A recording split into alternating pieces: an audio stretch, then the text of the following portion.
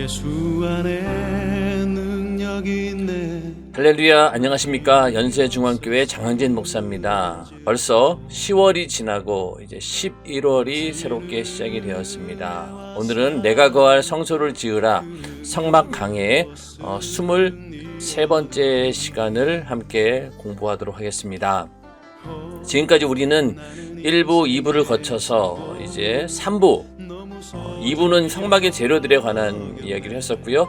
3부, 성막 뜰에 관한 이야기가 시작이 되는데, 그 가운데서도 오늘은 그 5장 성막 문에 관해서 공부를 해보도록 하겠습니다. 성막 뜰은요 4가지로 구성이 되어 있는데, 첫 번째가 성막 문, 이 문을 말하는 겁니다. 그리고 또 번제단, 들어가자마자 있는 번제단, 그 다음에 번제단의 부속 기구들, 거기에 대해서 공부를 하고, 그 다음에 성소 바로 앞에 있는 물두멍에 관해서 이제 공부를 해보도록 하겠는데, 오늘은 이제 그 성막뜰 가운데서도 성막문인데, 그 부분에 대해서 함께 공부해 보도록 하겠습니다. 5장 성막문, 첫 번째 동쪽을 향해 난 성막뜰의 문.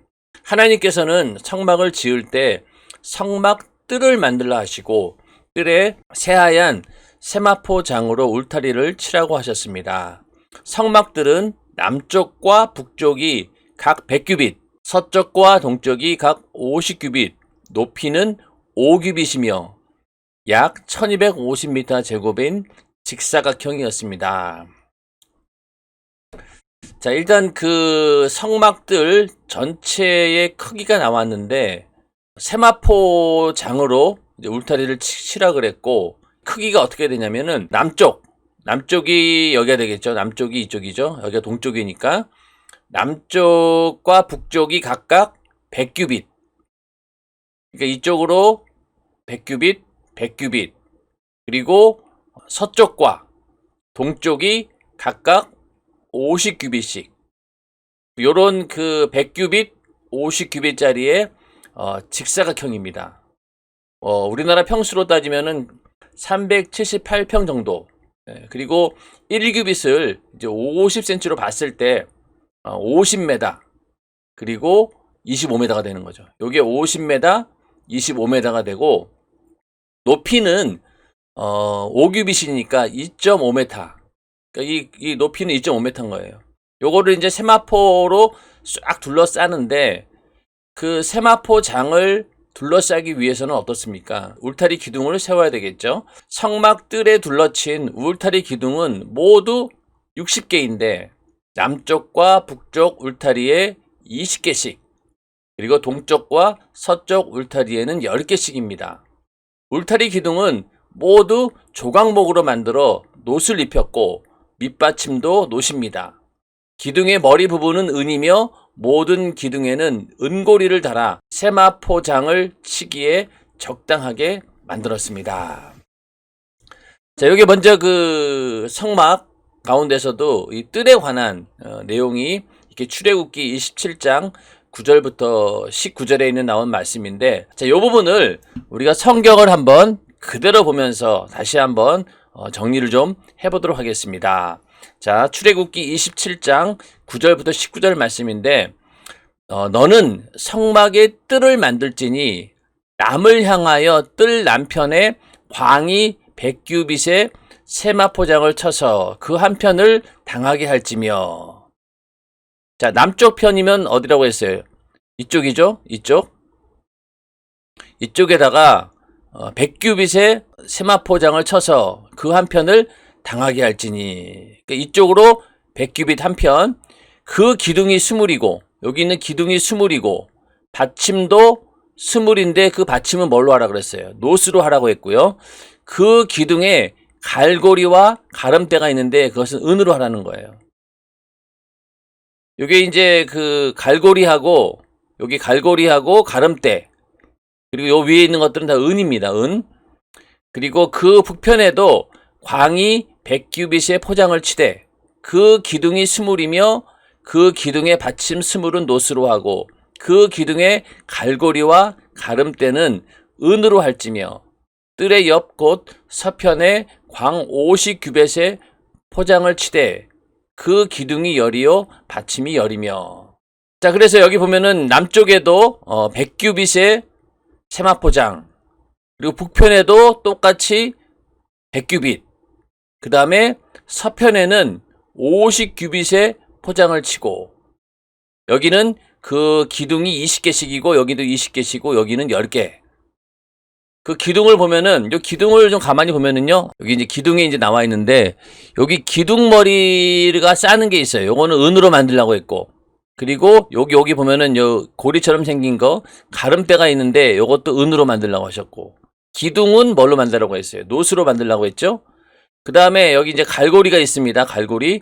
이 갈고리도 은으로 만들고, 그리고 말뚝은 노스로 만들고, 그리고 기둥 받침은 또 노스로 만들고, 이렇게 이제 구분이 되어 있는데, 남쪽에 20개, 북쪽에 20개, 서쪽에 10개. 여기까지가 이제 요렇게 3면에 대한, 먼저, 성막들을 어떻게 사이즈를 하라고 했는지 그게 나와 있고, 그 다음에 13절부터 이 동쪽은요, 이 문이 있는 곳이기 때문에, 요걸 잘 봐야 됩니다. 동을 향하여 뜰 동편의 광도 50규빗이 될지며, 여기도 마찬가지로 여기가 똑같이 서쪽과 똑같이 50규빗입니다. 50규빗. 문 이편을 위하여 포장이 15규빗이며 그 기둥이 셋이요 받침이 셋이요. 문 저편을 위하여도 포장이 15규빗이며 그 기둥이 셋이요 받침이 셋이며. 자, 여기를 보면은요, 이 말이 14절하고 15절이 무슨 말이냐면은, 자, 여기가 이제 총 50규빗이죠. 여기가 총 50규빗인데, 이 가운데서 문 이쪽은 15규빗, 또 문 요쪽은 15규빗인 거예요. 가운데 문의 사이즈가 어떻게 되겠어요? 총 50에서 15 빼고 나면은 가운데가 20이 되는 거예요. 여기가 이제 그 성막의 문이 되는 거고, 이 문 이편, 문 저편 15규빗으로 하라고 한 얘기는 요걸 말하는 겁니다. 문을 중심으로 해서 이쪽에 15규빗, 이쪽에 15규빗, 가운데 20규빗을 이제 문으로 남겨 놓으라는 거죠. 자, 그래서 뜰문을 위하여는 청색, 자색, 홍색 실과 가늘게 꼰 배실로 수노와 짠 20규빗의 장이 있게 할지니. 자, 여기 문은요, 그냥 여기까지는 전부 다 뭘로 칠하고 했어요? 하얀 세마포로 장을 칠하고 했죠. 근데 이 문은 뭘로 했느냐? 우리가 지난번에 배웠던 것처럼 청색, 자색, 홍색 실과 이 배실을 잘 짜서 수를 놓은 다음에 그 크기가 어떻게 되느냐? 20규빗이라는 거예요. 여기 20규빗. 여기 15규빗, 여기 15규빗. 여기 가운데가 20규빗이 되는 거죠. 그리고 그 기둥이 넷이요, 받침이 넷이며, 여기도 기둥이 넷이 되는 거죠. 그러면은 여기 문에 들어가는 기둥이 4개, 그리고 이쪽에는 몇 개예요? 3개, 3개잖아요. 총 10개는 똑같은 거예요. 기둥은 10개인데 여기 3개 하면 6개, 여기 가운데가 4개가 되는 겁니다. 여기까지는 요 좌우 문을 중심으로 해서 여기는 다 이렇게 세마포로 이렇게 쭉 두르지만은, 여기 문만은 청색, 자색, 홍색 실, 가늘게 꼰 배실로 수를 놓아가지고 20규빗으로 문을 만드는 겁니다. 이해가 되시죠? 이 그림을 한번 좀 큰 그림으로 좀 보면요. 자, 요게 이렇게 되는데, 하여튼 여기가 100규빗, 그쵸? 큰 길이가 100규빗이고 여기가 또 100규빗, 여기가 50규빗. 문은 동쪽에 있습니다. 동쪽에 있고요. 나머지 여기 이제 3면은 전부 다 새하얀 세마포로 쫙 두르게 되어 있고, 거기다 이제 기둥을 세우죠. 예, 기둥을 20개. 여기는 10개. 그리고 여기는 15규빗. 기둥 3개치가 되는 거죠. 이 기둥 3개까지 여기는 다 세마포로 치고, 가운데 여기만 사색실로 짜가지고 무늬를 만들어서 성막에 문을 만들어라, 이렇게 성경은 기록하고 있습니다. 그러니까 여기가 동쪽이 되는 거예요. 자, 그래서 이 성막 뜰 전체가 이렇게 큰 직사각형인데 이쪽이 100규빗, 여기 50규빗. 그래서 요 정도 크기의 큰 뜰을 만들고 세마포로 쫙 치되 가운데 여기에 총 50규빗인데 여기 20규빗짜리 요 문을 이제 만들려고 한 거죠. 그 문은 동쪽에 하나밖에 없어요. 출애굽기 27장 9절부터 19절 요게 다 들어있는 겁니다. 요 내용만 잘 이해가 되면은 일단 성막들 전체의 규모가 나오고 거기에 쓰여지는 기둥이 어떻게 만들어졌는지 놋하고 조각목하고 또 은으로 이렇게 만들어서 이렇게 쫙 기둥을 세웠겠죠. 그리고 여기 고리를 이용해 가지고 이쪽으로 텐트를 치듯이 전부 다 이 가름대로 해서 이걸 다 세우지 않았겠습니까? 그렇게 해서 100규빗, 50규빗, 그리고 문은 20규빗. 요 이야기가 출애굽기 27장 9절부터 19절 말씀입니다. 요걸 먼저 잘 이해하셔야 됩니다. 자, 성막들에 이처럼 새하얀 세마포 장으로 울타리를 친 목적은 하나님이 계시는 성막에 함부로 사람이 들어가지 못하도록 거룩하게 구별하기 위한 것입니다. 자, 죄 문제를 해결하지 않으면 누구도 거룩하신 하나님을 만날 수 없기에 죄인임을 자각한 자가 자기 죽음을 대신할 희생 제물을 들고서만 성막 뜰에 들어갈 수 있었습니다. 자, 이렇게 울타리를 친 목적은요, 하나님이 거하시는 그런 장소이기 때문에 거룩한 곳입니다. 그러므로 구별되어야 되겠죠. 구별 짓기 위해서 이렇게 울타리에다가 세마포를 쫙 둘러친 겁니다. 그리고 이 성막에 들어가는 사람들은 물론 이 안에 뭐 제사장들도 있고 레위인들도 있겠지만은 일반 이스라엘 백성들이 이 성막에 들어가는 이유는 죄사함 받기 위한 제사를 드리기 위해서 들어가는 것밖에 없습니다. 들어갈 때는 반드시 희생 제물을 여기서 잡아가지고 이 안으로 제사를 드리기 위해서 가지고 들어올 때만 이 성막들에 들어설 수 있다는 것이죠. 성막들 울타리는 5규빗이나 될 정도로 높아서 감히 울타리 안을 들여다볼 수 없고 사람이나 짐승이 함부로 넘어서 들어갈 수도 없게 만들었습니다. 또 울타리 밑을 파고 들어갈 수도 없었는데 성막들 울타리 밖에는 동서남북으로 이스라엘 각 지파가 진을 치고 지키고 있었기 때문입니다. 그래서 성막들로 들어가려면 오직 특별히 마련한 문으로만 들어갈 수 있었습니다. 자, 다 못 들어가요. 다 못 들어가고 이 밑으로도 들어갈 수 없도록 만들었고 이 높이가 한 5규빗, 2.5m 정도 되니까 웬만한 사람들은 여기를 넘어가지고 들어가지 못합니다. 그리고 이 성막 주변에는요, 이 동서남북으로 이스라엘 각 지파가 다 진을 치고 있습니다. 그러니 여기 누가 함부로 넘어갈 수 있는 사람은 없죠. 높이는 한 2.5m, 세마포로 쫙 둘러쌌고 밑으로도 들어오지 못하도록 전부 다 이렇게 받침대를 세워놨기 때문에 감히 이 성막 안으로 함부로 들어갈 수가 없었습니다. 오직 들어가기 위해서는 특별히 준비된 이 20규빗 크기의 요 문으로만 들어갈 수 있는 것이죠. 요 문을 구별하기 위해서 여기만 이렇게 사색 실로 수를 놓아가지고 이게 문이구나 라고 누구나 알 수 있도록 이렇게 성막 뜰을 들어가는 성막 문을 만든 것입니다. 자, 그렇다면 성막 뜰로 들어가는 문은 어디에 있겠습니까? 하나님께서는 동쪽 울타리 정중앙에 단 하나의 문을 만들라고 하셨습니다. 동쪽 울타리 50규빗 중에 20규빗이 문이었으니 꽤 큰 문입니다. 그 문에는 기둥이 4개 있었고 새하얀 세마포장인 울타리와 달리 청색, 자색, 홍색과 고운 배실, 흰색으로 수놓은 휘장으로 되어 있어서 멀리서도 선명히 구별할 수 있습니다. 자, 쭉 저희가 말씀을 드렸죠. 이렇게 문이 이 크기가 20규빗이에요. 거의 10m가 되는 문이었으니까 전체 사이즈에 비해서 문이 굉장히 큰 편입니다. 왜냐면 여기에는 사람만 들어가는 게 아니라 짐승을 잡아가지고 들어가고 그렇기 때문에 문이 굉장히 크다는 얘기죠. 그리고 그 문에는 이제 기둥도 있고 또 여기는 이렇게 사색 실로 수를 놓아가지고 여기가 문이구나 라는 것을 선명하게 구별할 수 있도록 만들었다는 겁니다. 하나님께서는 왜 성막들 울타리 동쪽에 문을 만들라고 하셨을까요? 서쪽은 해가 지는 방향, 어둠이 있는 방향입니다. 반면에 동쪽은 태양이 제일 먼저 뜨는 방향이요, 빛의 방향입니다. 서쪽이 밤, 즉 죽음을 상징하는 방향이라면 동쪽은 아침, 즉 생명을 상징하는 방향입니다. 그래서 성막에 들어오는 사람 편에서 보면 보면 성막은 서쪽을 보고 들어갔다가 동쪽을 쳐다보면서 나오도록 설계되었습니다. 다시 말해서 죄로 말미암은 절망과 죽음을 가지고 성막에 들어갔다가 그 죄를 해결받고 생명과 희망을 가지고 나온다는 의미입니다. 자, 성막문을 왜 동쪽에다 만들라고 하셨느냐? 우리가 생각할 때 이 서쪽이라고 하는 것은요, 해가 지는 방향이죠. 해가 진다라고 하는 것은 어둠이 있는 방향이라는 겁니다. 반대로 동쪽은 어떻습니까? 태양이 제일 먼저 뜨는 방향이고, 즉 빛의 방향이라는 거죠. 그러니까 서쪽이 밤이라고 하면은 결국 이제 죽음을 상징한다.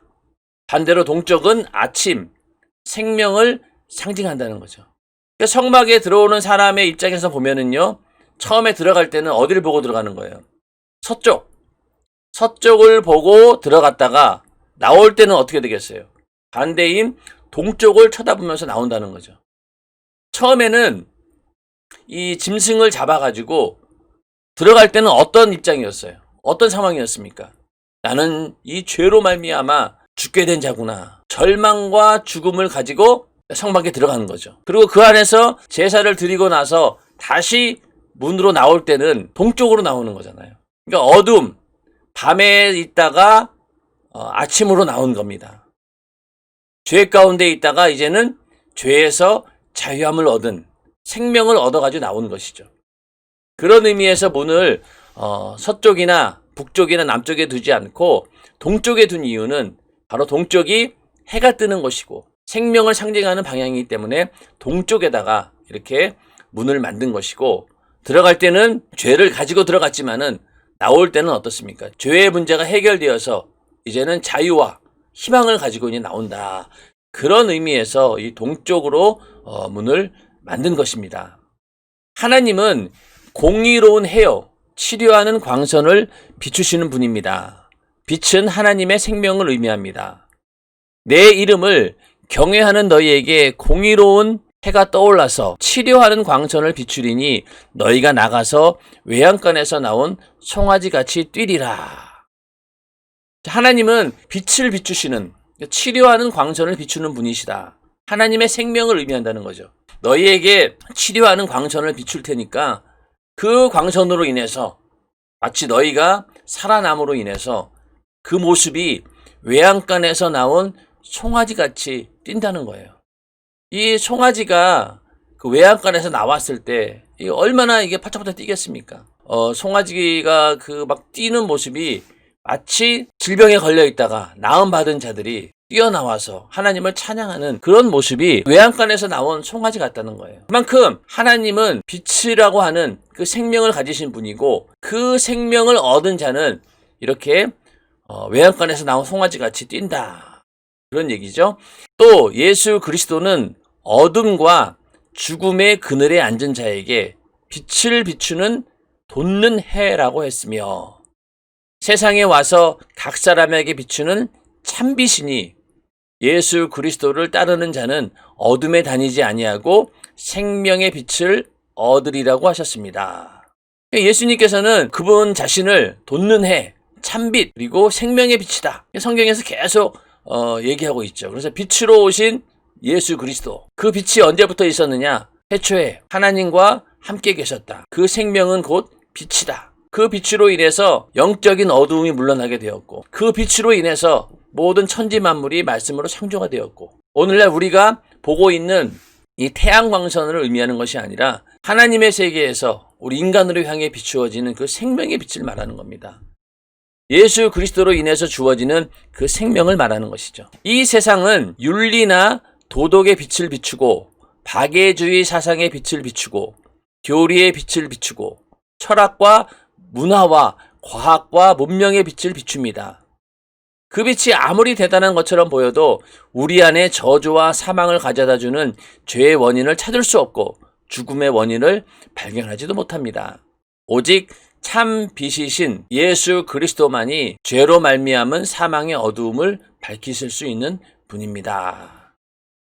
이 세상의 윤리나 도덕, 박애주의 사상, 학문적인 어떤 교리, 이런 것들, 철학과 문화, 과학, 문명, 이런 것들로 우리 인간들이 어떻게 살 수 있을까라고 인간에 대해서 또 이 세상에 대해서 이런저런 이야기들을 하죠. 도덕이나 윤리나 도덕적으로 또 박애주의적인 그런 사상에 입각해서 철학과 문화, 과학, 문명 이런 것들을 가지고 어떻게든 우리의 삶에 대해서, 인간에 대해서, 또 하나님에 대해서 나름대로 뭔가 이렇게 발견해 보려고 노력은 하지만은 그 빛은 제대로 된 빛이 아니라는 거예요. 가장 먼저는 우리가 저주와 사망 가운데 거할 수밖에 없는, 죄로 인해서 저주를 당하고 또 그로 인해서 영원한 지옥이라고 하는 그 사망을 가져다 주는 이 죄의 원인을 찾을 수가 없다는 거예요. 세상에 어떤 지식이 죄를 짓게 하는 자가 마귀다, 죄를 짓게 하는 자는 마귀다 라는 것을 알려주는 지식이 어디 있으며, 하나님의 아들이 죄를 짓게 하는 마귀를 멸하기 위해서 오셨다, 그것을 알 수 있게 해주는 세상의 지식이 어디에 있습니까? 없어요. 오직 하나님 말씀만이, 성경만이, 복음만이 그 사실을 우리에게 전해주는 것이지, 세상의 어떤 것도 인간의 근본적인 문제에 대해서 알려주지 않습니다. 다른 수많은 종교들이 있지만은 그 종교에서도 도대체 인간이 왜 살고 왜 죽는지에 대해서 정확한 설명을 해주지 않습니다.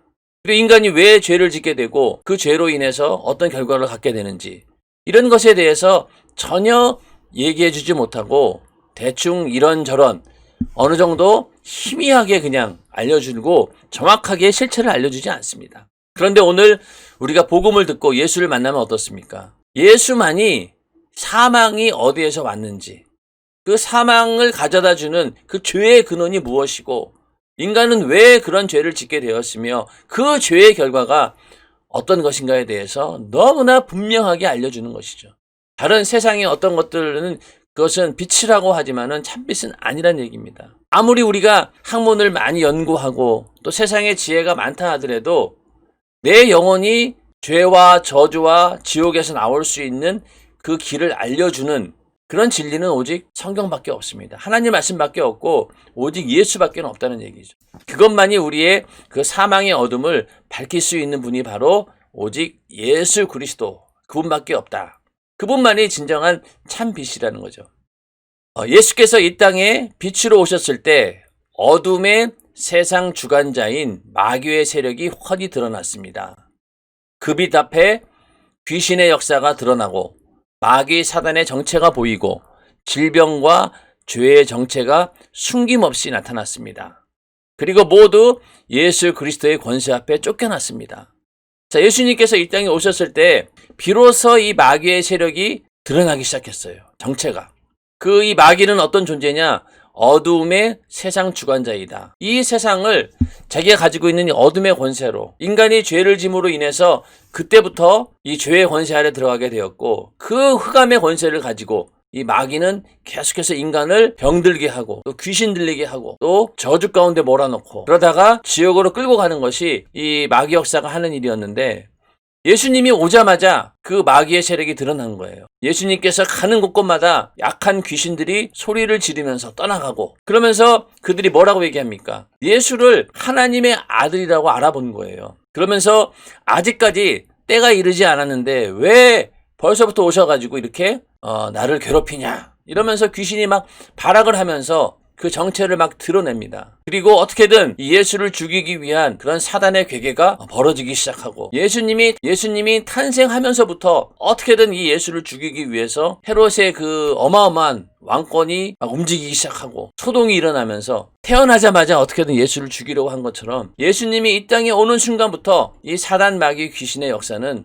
막 소동이 벌어지는 거예요. 난리가 나는 겁니다. 이제 곧 자기들이 쫓겨날 때가 왔구나라는 것을 알고 있기 때문에 그때부터 예수 앞에 벌벌 떨기 시작한 거죠. 그들의 정체가 숨김없이 나타났다는 겁니다. 그래서 예수님께서 빛이라고 하신 거예요. 예수님이 오시기 전까지는 이 질병과 저주와 이 수많은 이 고통의 문제들의 원인에 대해서 알지 못했다는 거예요. 그런데 예수님께서 오시자마자 마치 그 빛 앞에 어둠이 샥 물러나듯이 그 정체가 확 드러나게 되는 것입니다.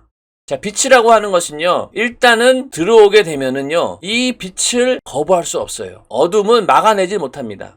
그냥 사정없이 들어가요.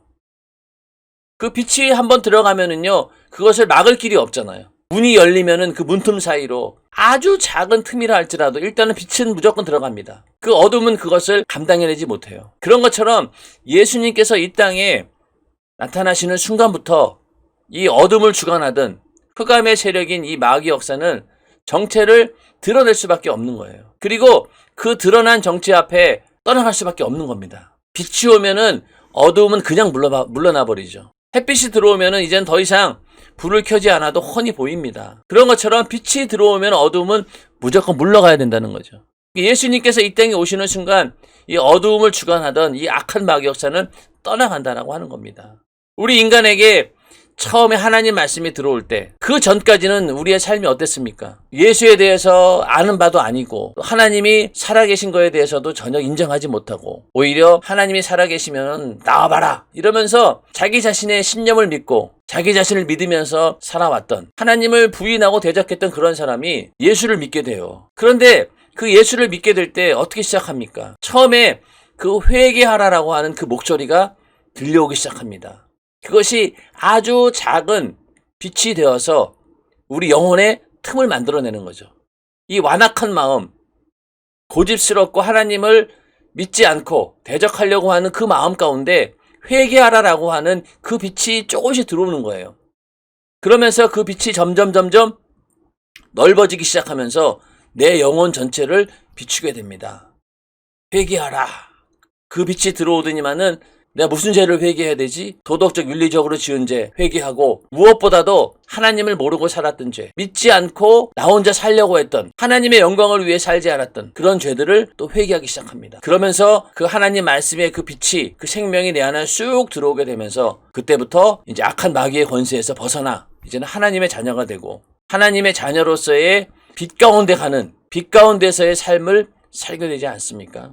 우리가 빛 가운데 산다라고 하는 것은요, 하나님 말씀대로 산다는 거예요. 내 안에 하나님 말씀을 듣는 이상 그것을 거부할 수 없고 또 그 말씀을 지키지 않을 수 없는 그런 상황이 되는 거죠. 그래서 우리가 예수를 믿은 다음부터 어떻습니까? 시키지 않아도 11조 내고 싶어지고요, 주일 성수하고 싶어지고 하나님 말씀대로 어떻든 살고 싶어지는 이유가 이제는 어둠이 떠나가 버리고 그 다음에 내 안에 빛이 들어오는 거죠. 그러다 보니 술, 담배도 자동적으로 끊게 됩니다. 억지로 그냥 끊는 게 아니라 쳐다보기도 싫어집니다. 그 얘기는 뭐냐면 내 안에 있는 악한 어두움의 세력들이 쫙 떠나가 버린 거예요. 그러니까 그때부터는 제대로 보이기 시작하는 거죠. 인생도 보이고 나라고 하는 존재가 어떤 존재인가도 보이게 되고 내가 어떻게 살아야 될지에 대한 방향도 분명히 서게 되고 천국이라고 하는 그 영원한 나라를 소망하게 되고 이때부터 이 빛 가운데 걸어가는 그 길을 가게 된다는 겁니다.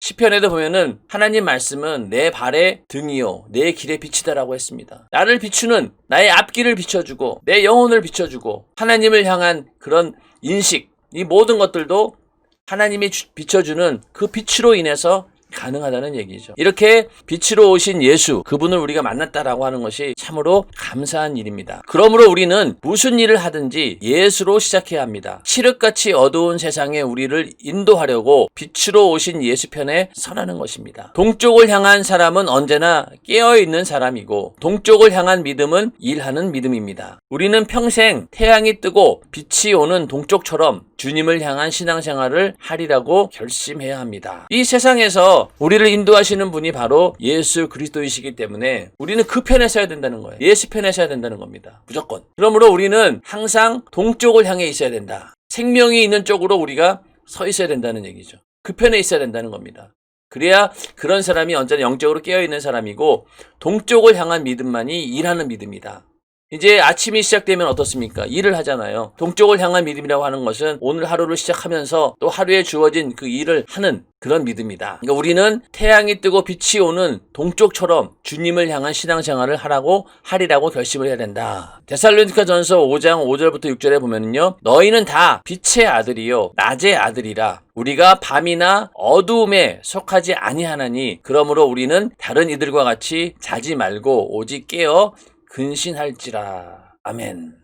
주님 오시는 그날을 간절히 기다리는 것도 바로 이렇게 깨어있으라는 거잖아요. 늘 예수의 편에 있어야지만이, 그 생명의 편에 있어야지만이 주님 오시는 그날과 그때도 우리가 알 수 있다는 겁니다. 물론 정확한 그 날과 그 시간 또 언제일지는 우리 아무도 몰라요. 그러나 이렇게 항상 깨어 있다라고 하면은 하나님께서 주시는 그 음성 가운데서 항상 깨어 있으면은 주님 오시는 그때를 우리가 어느 정도 알 수 있다라고 하는 것입니다. 그러나 이 빛 가운데 있지 않고 깨어 있지 않으면은 그냥 자는 거예요. 그러니 자고 있는데 어떻게 알겠어요? 자더라도 우리는 항상 긴장을 하고 자는 사람은 조금만 무슨 소리가 나면은 벌떡 일어나지 않습니까? 그런 것처럼 우리 육신을 입고 있는 동안 이 땅에서 살고는 있지만은 항상 깨어서 하나님 말씀에 귀를 기울이고 또 주님께서 언제 오실까라고 하는 그런 신부의 믿음을 가지고 기다린다라고 하면은 깨어 있을 수밖에 없다는 거죠. 긴장할 수밖에 없다는 얘기죠. 그게 바로 빛 가운데 있는 자들, 빛의 아들, 낮의 아들, 그런 자들이 그렇게 행동한다는 겁니다.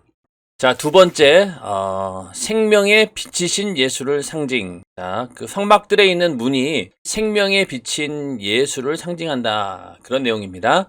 하나님께 죄를 사함 받으려고 드리는 제사를 위해서 성막에 들어가려면 제사를 집행할 제사장, 이 일을 수행할 레위인, 그리고 죄를 범한 죄인뿐 아니라 제사에 쓸 소, 양, 염소, 비둘기 등 각종 희생 제물까지 반드시 성막들의 이 문을 지나가야만 합니다.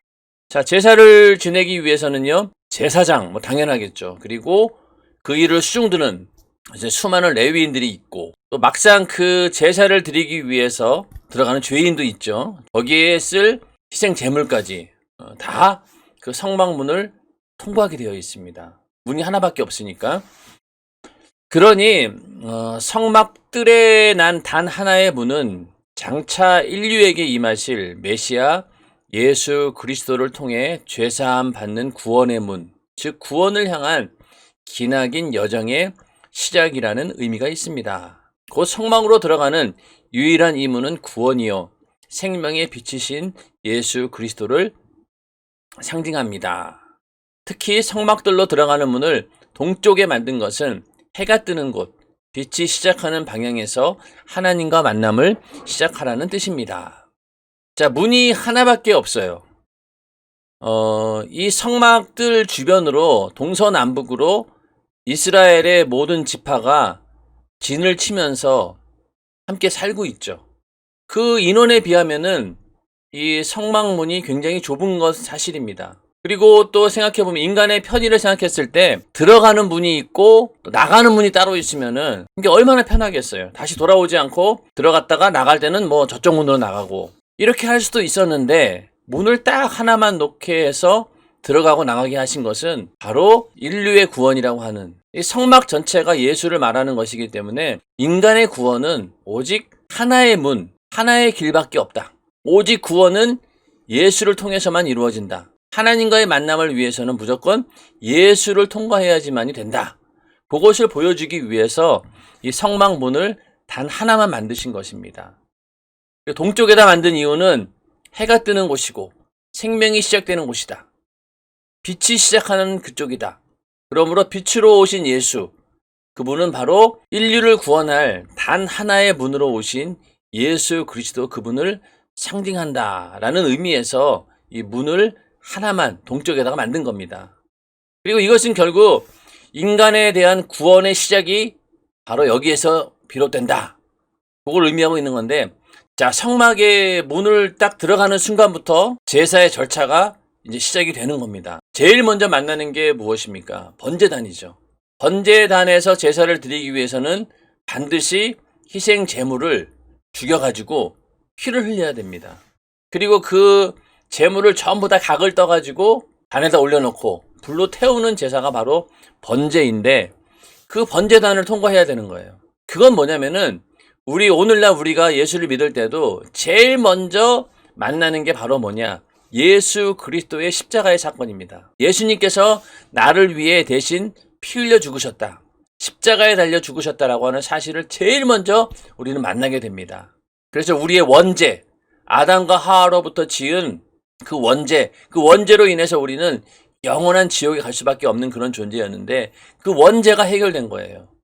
그리고 그 다음부터 또 우리가 범죄할 때는 계속 우리가 회개하고 죄사함 받아야 되는데 그걸 뜻하는 게 바로 뭐냐? 이 물두멍이에요. 하나님과 만나기 위한 그 예배를 드리기 위해서 우리는 또 뭘 해야 되냐면은 매일매일 우리의 삶을 돌아보면서 회개하면서 나의 자범죄, 매일매일 짓는 나의 자범죄를 또 예수의 피의 공로 의지해서 회개해야 된다. 그래서 물두멍이 있는 거예요. 그렇게 해야지만이 비로소 두 번째 단계인 성소에 들어가게 됩니다. 그 안에 들어가면 정면에 뭐가 있나요? 분향단이 있죠. 그리고 우측에는 떡상이 있고 또 좌측에는 금등대가 있습니다. 그게 다 뭐냐면은 기도하는 삶, 그리고 또 오른쪽은 뭐죠?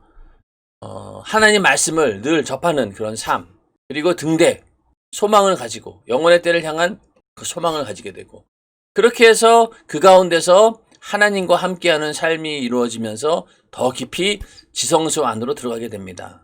거기서 하나님을 만나게 되는 거죠. 그런 것처럼 이 성막을 통해서 우리는 오늘날 우리에게 이루어진 구원의 여정을 볼 수 있습니다. 성막들의 그 문은 바로 그 구원의 여정의 시작이라고 하는 거죠.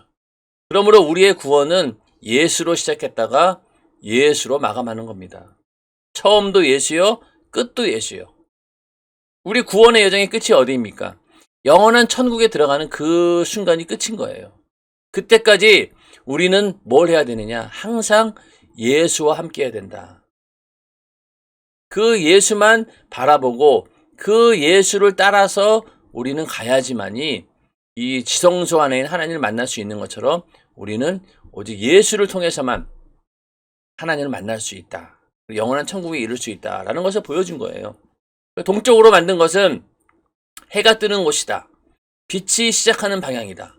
그러므로 빛으로 오신 예수를 표현하기 위해서 방향도 동쪽으로 한 거죠. 그리고 성막 주위로 12지파가 진을 치고 있었는데 출입문이 있는 동편은 유다 지파의 진지였습니다. 민수기 2장 3절에 보면은요, 동방 해 돋는 쪽에 진칠 자는 그 군대대로 유다의 진기에 속한 자라. 자, 여기다 그 12지파가 이렇게 쭉 보면은 성막을 중심으로 이렇게 다 진을 치고 있는데, 여기에 이제 성막이면은 이쪽이 문이 있는 데잖아요. 동쪽은 어디에 있느냐? 바로 유다 지파가 있다는 거예요. 바로 앞에.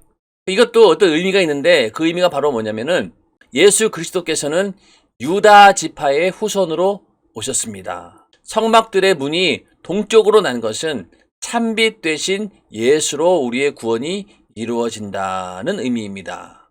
자, 빛이 시작되는 방향도 동쪽이고, 생명이 시작되는 방향도 동쪽이고, 그리고 그 동쪽에는 뭐가 있다고요? 유다 지파가 있죠. 예수님께서는 어디로 왔느냐? 유다 지파에서 오셨다는 거예요. 다 예수를 말해주고 있다는 겁니다. 그 다음에 이처럼 하나님과 만나는 거룩한 장소인 성막들의 문을 동쪽으로 내라고 하신 것은 하나님의 창조 사역 속에 담긴 하루의 의미와 무관하지 않습니다. 하나님의 창조 사역을 보면 항상 저녁이 되고 아침이 되니 하루라고 말씀합니다. 그래서 하나님을 섬기는 히브리인에게 하루의 시작은 아침이 아니라 저녁입니다. 이것은 곧 하나님의 역사는 빛에서 어둠으로 끝나는 것이 아니라 어둠을 마감하고 빛으로 시작한다는 것을 의미합니다. 자, 창세기에 보면은 하나님께서는 7일 동안 이 천지를 창조하실 때 한 날 한 날씩 끝내죠. 하루에 이런 일을 창조하시고 하루를 끝내는데, 그러면서 항상 하는 얘기가 저녁이 되고 아침이 되니 이렇게 말씀합니다. 물론 하나님께서 천지를 창조하신 그 7일이라고 하는 그 시간이 오늘날 우리 인간들이 사용하고 있는, 인간들이 지금 살고 있는 이 시간하고 같지는 않죠.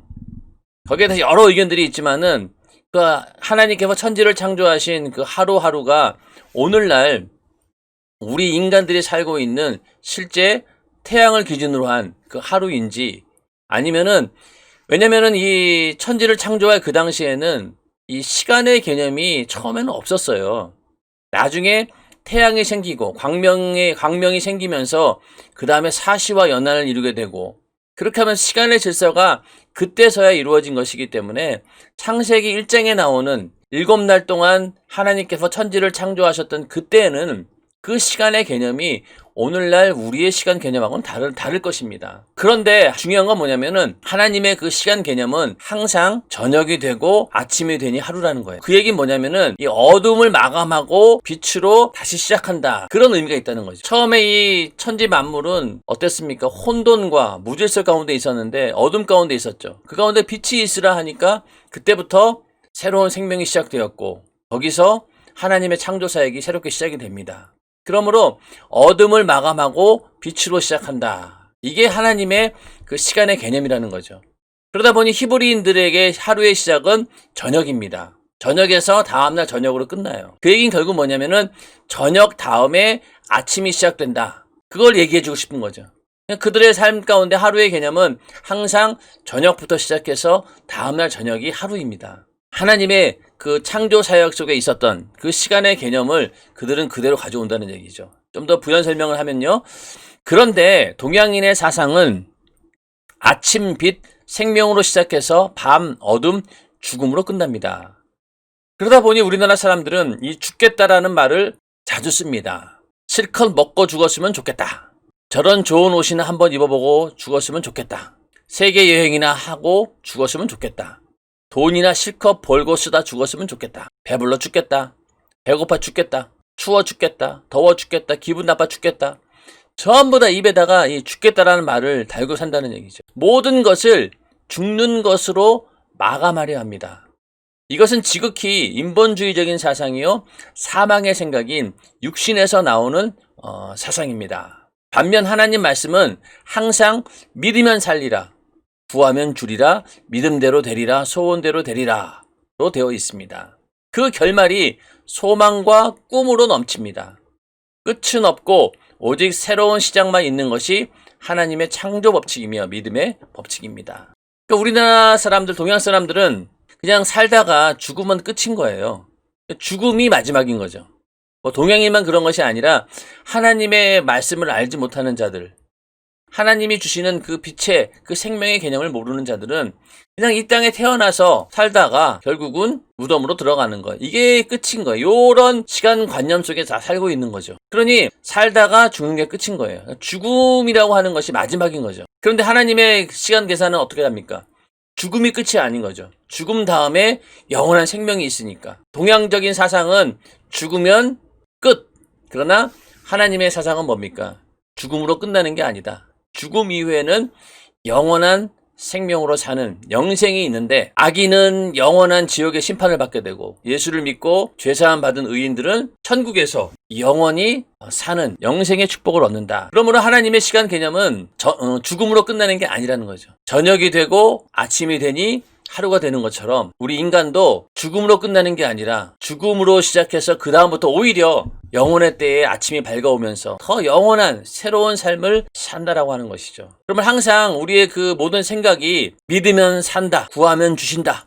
항상 그 뒤가 희망이 있다는 거죠. 왜냐하면 우리의 삶 자체가 죽음으로 끝나는 게 아니라 죽음 이후에 영원한 생명인 것처럼 하나님이 주시는 모든 것들은요, 나중 게 더 좋은 거예요. 믿으면 살고 구하면 주시고 다 이것이 그러한 어떤 하나님의 그런 시간 개념 속에 있다라고 하는 것이죠. 그 결말이 항상 소망과 꿈으로 넘쳐나게 되어 있고 끝은 없고 오직 새로운 시작만 있는 것이 하나님의 법칙이다. 끝이 없어요. 죽음으로 끝나는 게 아니잖아요. 죽음 이후에 영원한 천국에서의 삶이 있다. 영생의 삶이 있다. 그것을 우리는 그런 시간 개념을 가지고 사는 사람들이 바로 예수 믿는 그리스도인들입니다. 그러나 예수 믿지 않는 수많은 사람들은 항상 이러한 관념 속에 살고 있는 거죠. 인간은 태어나서 죽는다. 끝. 그러니 이 땅에 사는 동안 자신들의 모든 것을 여기다 걸 수밖에 없죠. 그러나 예수 믿는 사람들은 어떻습니까? 이걸로 끝나는 게 아니죠. 우리는 다시 죽음에서 부활해서 영원히 사는 그런 존재이기 때문에 우리의 시간은 오히려 그 죽음 이후부터 더 찬란하고 위대한 삶이 시작된다. 그것이 우리의 소망이라는 거 아니겠습니까? 이러한 어떤 개념이 있다. 그래서 이 동쪽에다 문을 낸 것도 바로 그런 의미다. 이것을 말씀해주고 있습니다. 성도의 삶도 마찬가지입니다. 이 땅에 사는 동안 예수 믿는 것 때문에 핍박과 어려움이 오고 인간의 힘으로 감당할 수 없고 해결할 수 없는 수많은 문제가 닥쳐올 때 지금 밤이 지나가고 있다. 어두운 밤이 지나가면 아침이 오고 태양이 다시 뜬다라고 좌절하지 않는 것이 하나님의 자녀가 지녀야 할 삶의 자세입니다. 마침내 우리의 인생이 끝나는 날, 비록 육신은 죽음이라는 밤을 맞이하는 것 같지만 우리 영혼은 영원한 생명이 있는 천국을 맞이하는 것이니 저녁이 되고 아침이 되니 하루라는 하나님의 말씀은 영원한 진리입니다. 그러므로 하나님의 자녀인 우리는 밤을 인정하지 말고 아침이 온다는 믿음으로 소망을 품어야 합니다. 이것이 바로 빛의 방향인 동쪽으로 난 성막들 문으로 들어가는 사람들의 마음가짐입니다. 자, 그 성막들에 들어가는 그 문을 하나를 놓고 이렇게 우리는 복음적으로 우리는 해석할 수 있다라고 하는 것이죠. 우리도 살면서 아무리 어려운 일이 있어도 밤이 지나간다 생각하시면 되는 거예요. 물론 어두움이 지나가면 아침이 온다, 이런 것들을 세상 사람들도 고난의 어려움을 이겨내는 그런 방법으로 얘기를 해요. 내일은 해가 뜬다, 내일은 해가 뜬다, 이렇게 믿고는 있지만 그들이 말하는 그 내일이라고 하는 것은요, 육신의 세월 가운데 있는 또 다른 내일인 거예요. 그냥 육신에 살고 있는 하루하루 중에서 밤이 지나고 또 그냥 똑같은 그런 한날을 말하는 겁니다. 그러나 우리가 말하는 이 새날이라고 하는 것이 어떤 거예요? 이 밤이 지나고 새롭게 다가오는 그 날은 육신의 때가 아닌 거예요. 영혼의 때를 말하는 겁니다. 그러므로 이 땅에서 우리가 고난을 당하든 수많은 어려움 가운데 있든 결국 죽으면은 천국이라는 얘기죠. 아무리 그 어려운 어둠 같은 칠흑 같은 밤 가운데 있다 할지라도 육신이 마감되고 죽은 다음에는 영원한 천국이라고 하는 새날이 온다는 거 아니겠습니까? 그러니까 우리는 그냥 우리가 이 땅에 살면서 고난 당할 때 그래 힘들지, 이제 밤이 지나면 아침이 오잖아, 그러니까 이겨낼 수 있어, 그 희망 바라보고 살아. 그런데 솔직히 삶이 그렇습니까? 그런 상황이 나아지지가 않는 그런 사람들도 있어요. 평생 그 절망 가운데, 고통 가운데, 어려움 가운데 사는 사람들이 얼마나 많습니까? 오늘날 그래서 그런 것들을 희망 고문이라고 하잖아요. 도저히 앞날을 장담할 수도 없고 그렇게 되지도 않을 것인데 자꾸만 내일은 더 잘 될 거야, 내일은 반드시 더 좋은 일이 있을 거야. 물론 우리 인간의 신념을 고치시켜가지고 나를 자극시켜서 더 분발할 수 있는 그런 힘은 얻을 수 있겠죠. 그러나 근본적으로 그렇게 되지 않을 때도 있다는 겁니다. 그 고통이 죽을 때까지 계속될 수도 있다는 거죠. 자, 죽을 병에 걸린 사람이 있어요. 그 사람은 하나님의 은혜 가운데 살아날 수도 있지만은 반대로 그 질병의 고통을 가지고 죽을 때까지 고통당하다가 죽을 수도 있습니다. 자, 북한에서 예수를 믿는 사람들, 신앙을 가지고 있는 사람들, 그들은 강제 수용소에 가서 매일매일 절망적인 삶을 살죠. 육신으로. 그들에게 과연 내일이 있을까요? 그 수용소 가운데서 평생을 살다가 결국은 돌아가신 분들도 있습니다. 그분에게 과연 아침은 어디에 있습니까? 육신의 삶 가운데는 없었던 거죠. 육신의 삶 가운데는 진정한 아침이 없었던 거예요. 그러나 우리는 어떻습니까? 육신의 때가 지난 다음에 그 육신의 때를 어떤 고통 가운데 있었든 그게 중요한 게 아니라 그 다음에 반드시 죽음 이후에 영혼의 때, 영원한 천국이 있다는 거죠. 그곳은 눈물도 없고 질병도 없고 영원한 행복이 있는 곳, 그 천국이 기다리고 있다는 거 아니겠습니까? 그러므로 우리는 하루의 개념이 정말로 저녁이 되고 아침이 되는 거예요. 우리 인생 전체가 밤이라고 하면은 밤이 지나면은 반드시 내 영혼의 때에 아침이 온다. 그것이 바로 영생의 날이요, 하나님의 천국에서 영원히 해처럼 빛나게 사는 그날이 바로 아침이란 얘기죠. 그 소망을 가지고 살라는 거예요. 예수 믿는 이유가 바로 무엇입니까? 그 소망을 가지라는 거잖아요. 예수 믿고 이 땅에서 잘 먹고 잘 사는 것, 그걸로 끝나는 것이 아니라 예수 믿고 죽음 이후에 찬란한 아침을 보자. 그런 이유 때문에 우리는 예수를 믿는 것이죠. 성막들을 들어갈 때 그 성막에 있는 단 하나의 문, 그것이 바로 예수를 말하고 있고 그 예수로 시작해서 예수로 끝까지 가야지만이 저녁이 지나고 아침이 온다는 거죠. 예수가 없으면은요, 그냥 인생은 다 그냥 밤으로 끝납니다. 죽은 다음에 더 어두운 밤에 닥치고 있죠. 그게 바로 지옥이잖아요. 이 땅에 육신에 사는 동안도 질병, 저주, 고통 가운데 정말로 암흑 같은 어둠의 삶을 살았는데 죽은 다음에는 오히려 더 캄캄한 어둠으로 지옥에서 영원 형을 받아야 되니 밤으로 시작해서 결국 또 밤으로 끝나는 거예요. 그러나 우리 예수 믿는 사람들은 무엇입니까?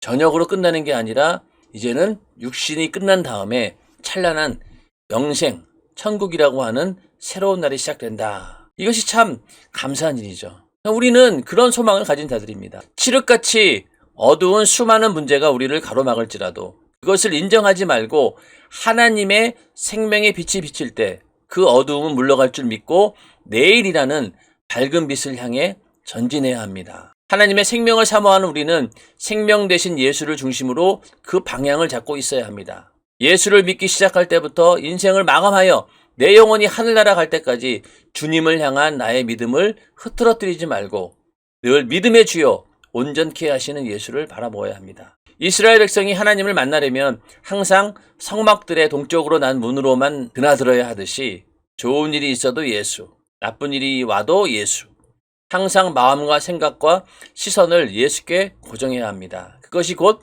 성령 충만한 삶입니다. 오늘까지 어느 쪽의 믿음에 시선을 두고 살아왔습니까? 이제는 해바라기가 태양을 바라보며 씨를 맺듯 오직 구원의 문이신 예수 그리스도만 바라보고 영원한 생명을 얻어야 합니다. 자, 문제가 있다 할지라도 그 문제 다음에는 하나님이 해결해 주시는 그 희망을 믿음으로 바라보면 되는 거예요. 그렇게 계속 물러서지 않고 전진하는 것이 바로 우리의 믿음입니다. 질병에서 고침받는 사람들을 보면은 끝까지 하나님을 지지하잖아요. 하나님이 역사하신다.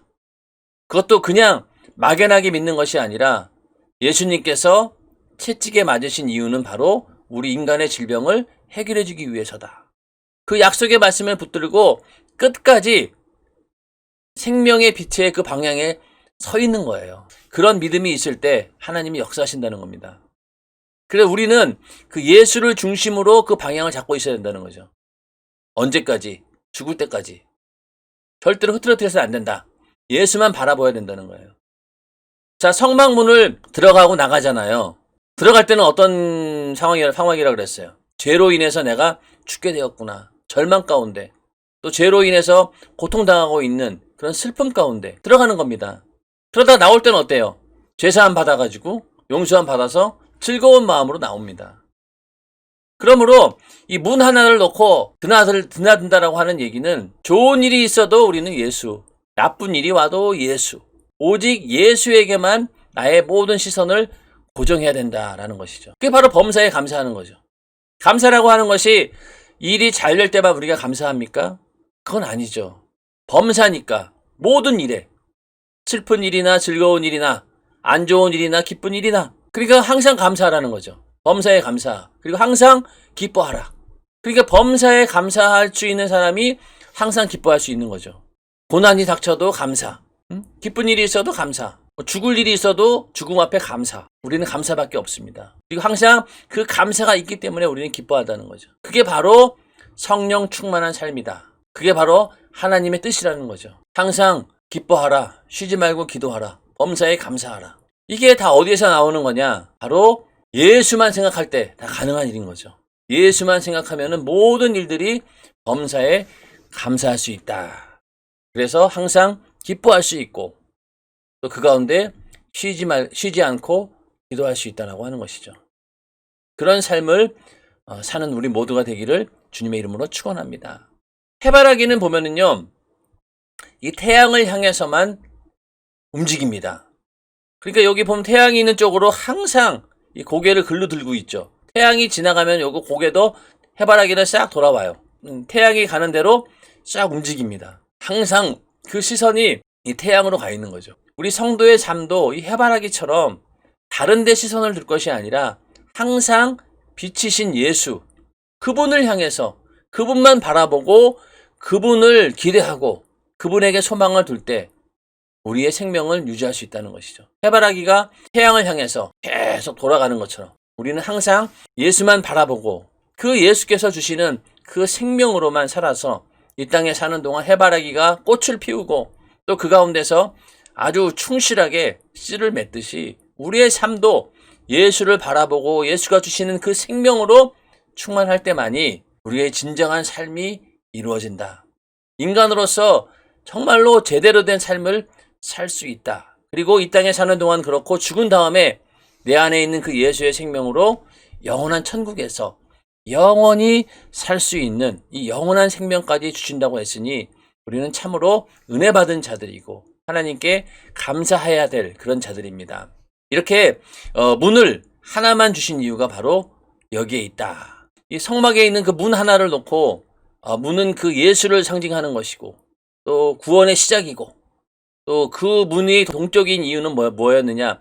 빛이 있는 곳, 생명이 시작되는 곳이었다. 그래서 문으로 들어갈 때 동쪽으로 들어가서 서쪽을 바라보고 들어가죠. 그리고 죽음을 보고 갔다가 나올 때는 다시 동쪽으로 나오면서 생명을 얻고 나온다. 인간의 삶도 마찬가지로 태어나서 살다가 죽음으로 끝나는 줄 알았지만은 거기서 우리는 다시 영원한 영생이라고 하는 그런 생명의 빛으로 오게 되면서 새로운 아침이 열린다.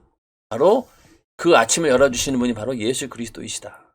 그럼 우리는 예수로 시작해서 예수로 끝나야 된다. 이 이야기를 이 성막들에 있는 문 하나 이거를 가지고 쭉 설명해 놓고 있는 것입니다. 이렇게 성막 속에는 참으로 많은 그런 복음의 메시지가 들어있죠. 오늘날 우리들이 이 성막을 읽으면서 그 안에서 예수를 발견하고 또 이 예수가 얼마나 우리에게 큰 은혜를 주신 것인가, 내가 얼마나 큰 은혜를 받고 있는 것인가에 대해서 우리는 이 성막을 통해서 잘 알 수 있습니다. 오늘은 여기까지만 하고요.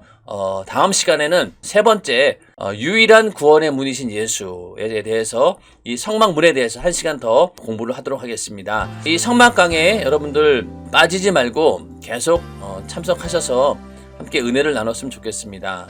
매주 목요일 밤 10시 그리고 주일 밤 8시 제가 2번 영상을 올리는데 여러분들 많이 오셔서 함께 시청해 주시고 또 주변에 있는 분들에게도 많이 알려주셔서 함께 은혜 받을 수 있도록 하면 참 감사할 것 같습니다.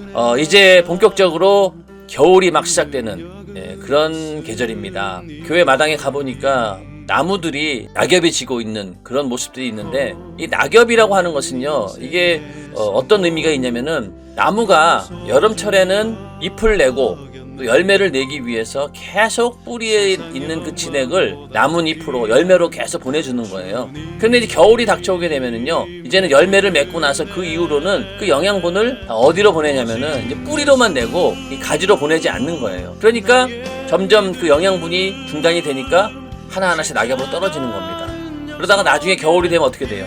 앙상한 가지만 남죠. 그런데 그 모든 일들이 왜 그렇게 하느냐?